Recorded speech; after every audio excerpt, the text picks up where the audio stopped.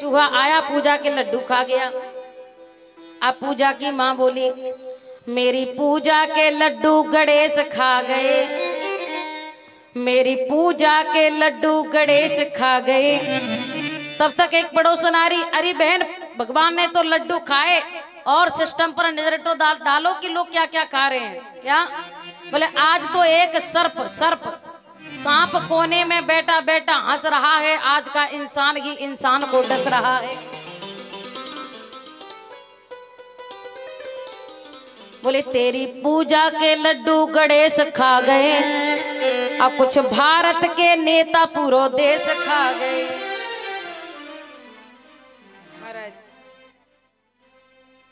सब नहीं, कुछ, अब कुछ भारत के नेता पूरा देश खा गए। अब बिजली वाले बिजली के तीनों फेस खा गए।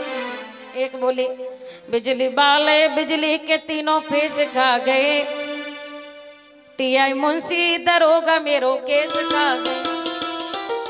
एक और आगे बोली, बहन, टीआई मुंशी दरोगा तेरो केस खा गए। और बोले, आंगनबाड़ी को दरिया सुरेश खा गए, आंगनबाड़ी को दरिया सुरेश खा गए। और बोले, धर्म की आस्था को नकली ये भेष खा गए, धर्म की आस्था को नकली ये भेष खा गए।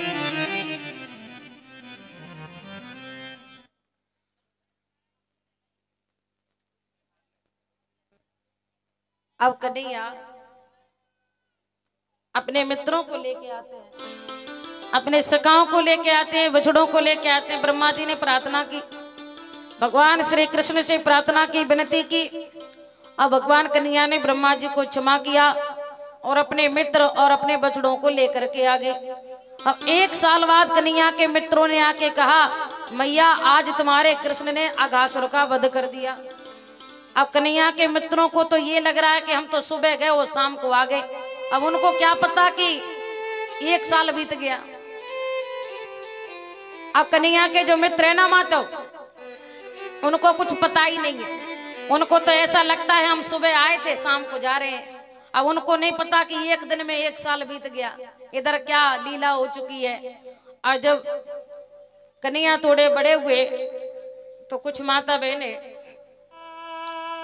5 साल के हुए तो माता बहने स्नान करती और कहता है नहीं मैया की पूजा करते। देखो महाराज, जिनको भगवान कृष्ण जैसे सुंदर पति चाहिए ना, तो वही इस मंत्र का जप करती और भगवान कृष्ण को पाने के लिए पूजा करती।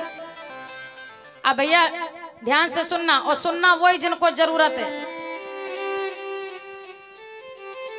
जितनी माता बहने बैठी हो जरा सामने ध्यान दो, बोलो जय श्री कृष्ण। अब देखो भाई, जिनकी शादी नहीं हुई वो ही सुने, और जिनकी हो गई तो वो ना सुने। अब जैसे हैं उन्हीं को कन्हैया समझ के जिंदगी काटो। जिनकी हो चुकी है तो भैया उन्हीं को मान के जिंदगी काटो, वो ना सुने, ठीक है, उनको कोई मतलब नहीं है। और जिनके साथ विवाह हो गया उन्हीं को कन्हैया समझ लो। बोले, कात्यायनी महामाए। देखो महाराज कैसे सुन रही, ध्यान से। तुम काय को सुन रही हो बताओ। और जिनकी हो गई वो काय को सुने, जिनकी नहीं हुई वो सुने। बोलो जय श्री कृष्ण। अब थोड़ा हंसी मजाक हो जाता है। कात्यायनी महामाये महायोगिन्यधीश्वरी नंद गोप सुतम देवी पतिम ते कुरुते नमः। कन्हैया वस्त्र चुरा के बैठ गए। गोपियों ने कहा, कन्हैया वस्त्र दे दो। ये डाली पर क्या है, पेड़ पर क्या है? कदम की डाली। बोले फूल हैं। बोले इतने तरह के फूल? बोले हमारे पेड़ पर इतने तरह के फूल कैसे?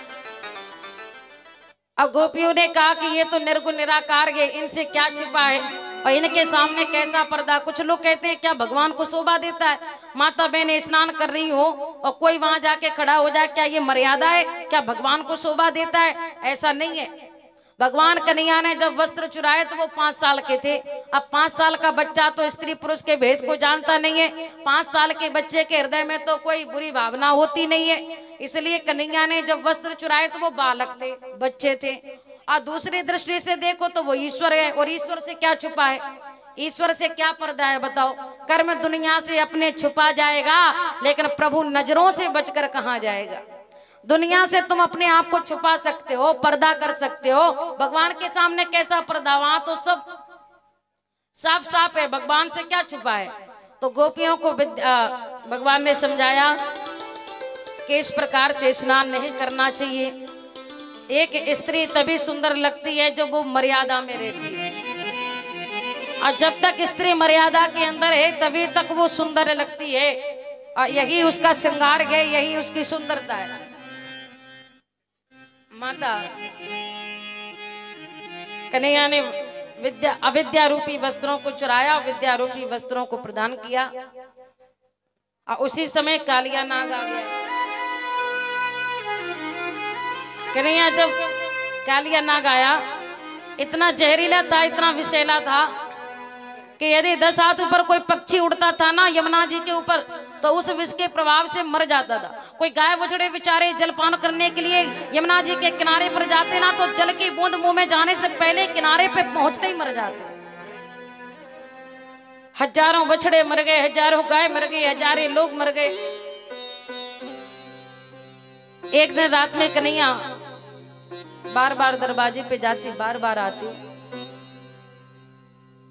बलराम जी ने कहा कन्हैया आज तुम्हें नींद नहीं आ रही है, क्या बात है।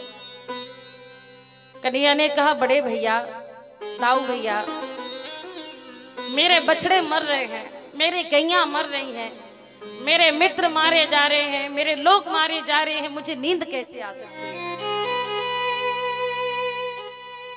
कितने बछड़े मर गए, कितनी गैया मर गई। दाऊ भैया, बड़े भैया,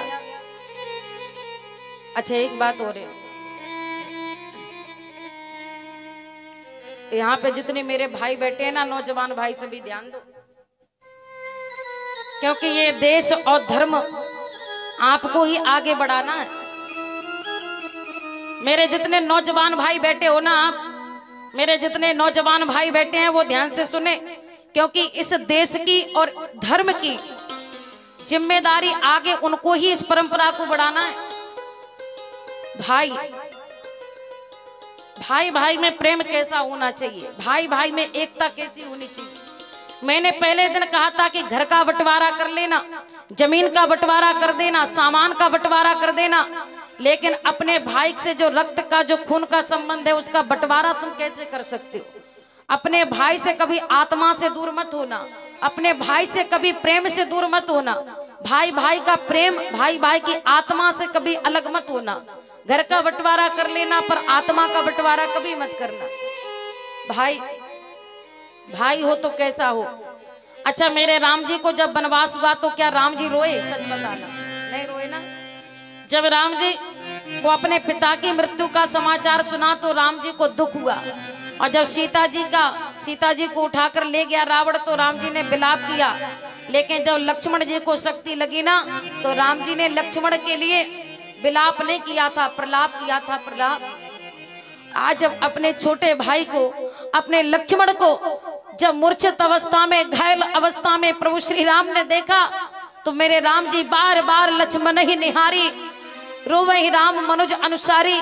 राम जी भूल गए कि मैं परमात्मा हूँ, राम जी भूल गए कि मैं ईश्वर हूँ, राम जी भूल गए कि मैं सुख और दुख से परे हूँ, राम जी भूल गए कि ये मेरी ही लीला गए। और मेरे राम जी आज लक्ष्मण को, अपने भाई को गोद में रख के राम जी कह रहे, हे भैया लक्ष्मण, हे बेटा लक्ष्मण, यदि आज तुझे कुछ हो गया, यदि आज इस लंका की रणभूमि में तू मर गया तो तेरा भाई राम भी तेरे चिता पे बैठकर जल जाएगा, मर जाएगा, लेकिन तेरे बिना, भाई के बिना जिंदा अयोध्या में लौट के नहीं जाएगा।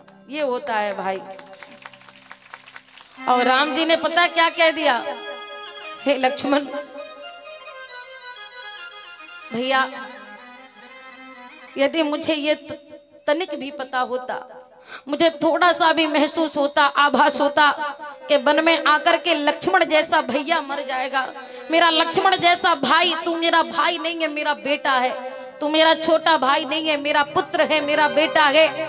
और यदि मुझे ये पता होता कि वन में आकर के मेरा लक्ष्मण जैसा भैया मुझे छोड़ के चला जाएगा, तो भैया लक्ष्मण तेरे सौगंध खाता हूँ, कि मैं अपने पिता की वचनों को नहीं मानता, मैं पिता की बात नहीं मानता और मैं वन में तुझे लेके कभी नहीं आता।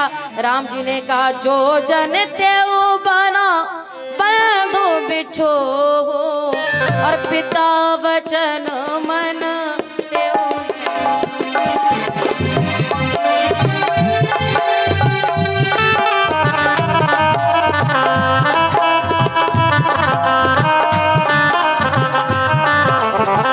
सकाऊ न दुखेत देख मोहि का, सकाऊ न दुखेत देख मोहि का, बंधु सका तब मृदुल सुभा।